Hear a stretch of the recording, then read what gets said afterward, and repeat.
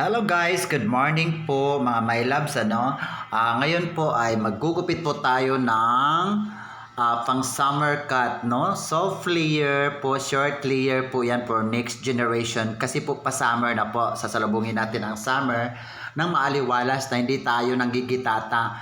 Kasi pag once na summer, pawisin ang mga tao, so didikit-dikit yung hair, so mas mainam na magpa-short hair na lang, 'di ba? Ayan si Mother nagpagupit sa atin early morning. So siya yung ating client ngayon na Mother.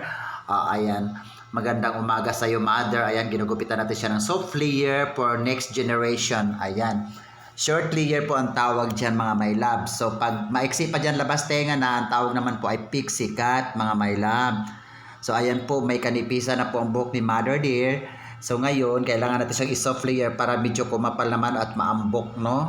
So magkaroon siya ng body. So mga may labis sa may mga manipis na buhok, ayan, mas mainam na magpa-short hair, ganyan na lang po ang gupit katulad kay Mother.